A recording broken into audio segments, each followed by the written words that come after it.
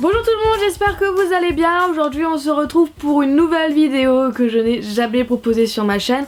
Voilà, c'est sur mes indispensables Fimo. Vous êtes très nombreux à me demander plusieurs fois par jour ce que je ne pourrai jamais me séparer quand je fais de la Fimo.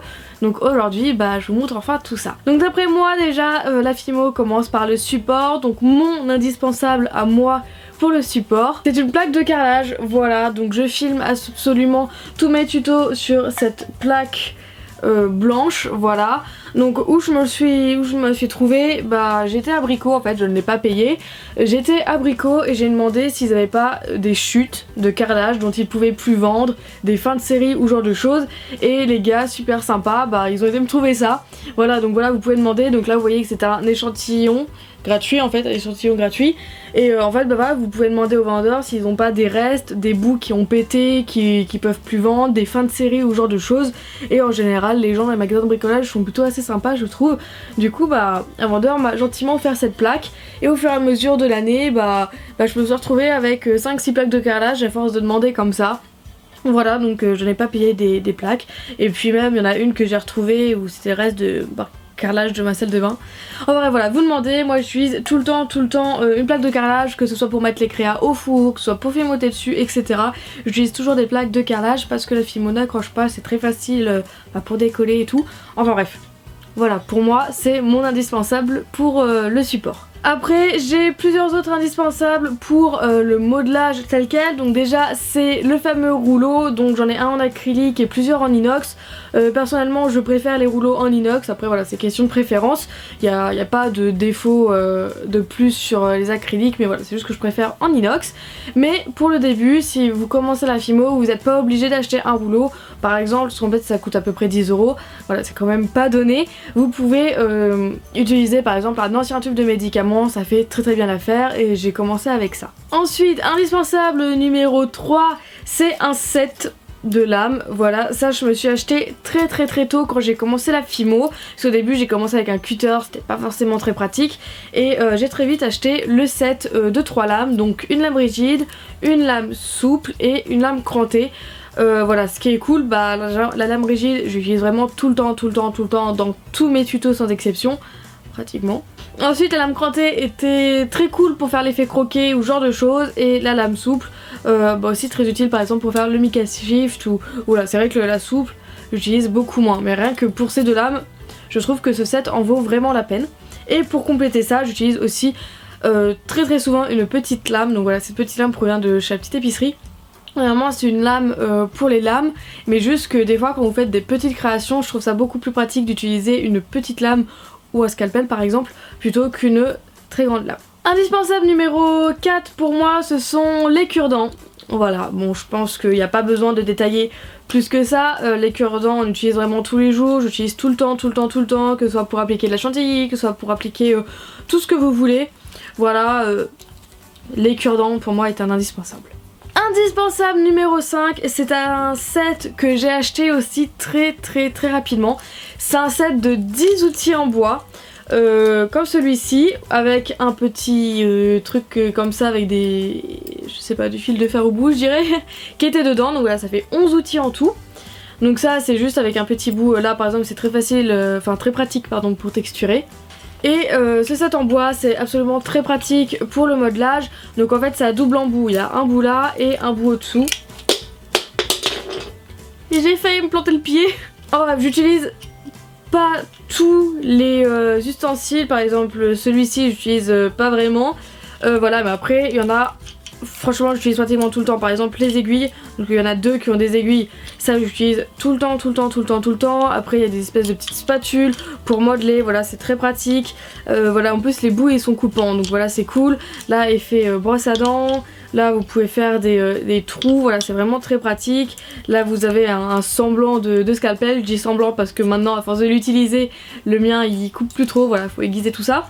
Voilà, mais ça c'est un des sets que j'ai acheté très rapidement quand j'ai commencé la Fimo et que je me sers vraiment tout le temps, je trouve vraiment ultra pratique. Numéro 6 et 7 je crois en même temps, je les mets ensemble parce que pour moi ce sont les Douting Tools et les pinceaux à embout en silicone.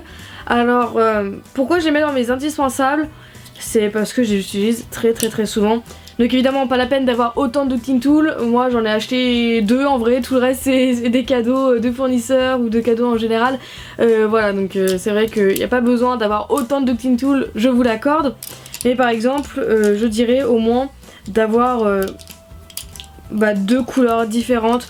Par exemple le vert et le rose. Le vert et donc si vous achetez, il est comme ça, hein, évidemment après il y a plein d'autres styles de techniques différents, mais si vous voulez dans la même gamme, je vous conseille de prendre le vert parce qu'il a vraiment une boule beaucoup plus grosse et voilà quoi, je vous conseille d'en avoir 2 pour avoir plusieurs tailles différentes. Après c'est comme vous voulez, et évidemment ça se vend en set. Et les pinceaux en bois en silicone, alors moi j'ai pris ceux-là, ils sont vraiment tout petits. D'ailleurs ceux-là je les ai achetés sur Amazon pour ceux qui se posent la question. Voilà, ils sont vraiment tout petits tout simplement parce que moi je fais plutôt des petites créas. Après il y a aussi les plus gros avec les embouts bleus il me semble. Voilà, mais voilà, ça fonctionne tout aussi bien, c'est de la même manière. Voilà, mais c'est vrai que j'utilise vraiment très souvent pour lisser la pâte. Indispensable numéro 8 je crois, c'est la brosse à dents. Voilà, j'utilise vraiment beaucoup la brosse à dents puisque vous savez que j'adore faire des créations gourmandes et du coup j'utilise énormément la brosse à dents, surtout pour les cupcakes. Donc en parlant de cupcakes justement, on verra le moule base de cupcake, donc j'en ai en silicone. Voilà, moi j'en fais vraiment tout le temps et j'utilise vraiment toujours ce moule. Donc celui-ci provient de Chat Petite Épicerie et je pense que vu au nombre de mes tutos, vous avez l'habitude de le voir. Donc justement par rapport aux gâteaux, aux cupcakes, aux donuts et tout ce que vous voulez, l'indispensable numéro 9 pour moi ce sont mes pastels secs, donc avec un pinceau, hein, je les compte ensemble. Voilà mes pastels secs, donc ceux-là je les ai achetés à Cultura je crois il y a bien longtemps, donc voilà je les ai aussi achetés vraiment très tôt quand j'ai commencé la Fimo. Donc voilà c'est un set de pastels assez complet, donc j'ai juste celle-là mais ça me convient très bien pour le moment. Donc voilà j'utilise vraiment les pastels pour donner de l'effet cuit, voilà surtout pour l'effet cuit en fait. Indispensable numéro 10 pour moi ce sont les petits clous. Voilà les petites tiges à œil, ou je vais tout mettre dans la même catégorie quoi. Tout ce qui est tige à œil, clou à tête plate, python. Voilà pour moi je le mets évidemment dans mes indispensables puisque j'en mets pratiquement dans toutes mes créas. Si c'est pas toutes pratiquement, enfin toutes, enfin bref vous avez compris. Voilà pour moi c'est vraiment un indispensable parce que c'est ce qui permet de pouvoir accrocher vos créations. Voilà donc pour moi évidemment je le classe dans mes indispensables. Indispensable numéro 11 je crois, c'est pour aller avec les clous, donc notamment des pinces.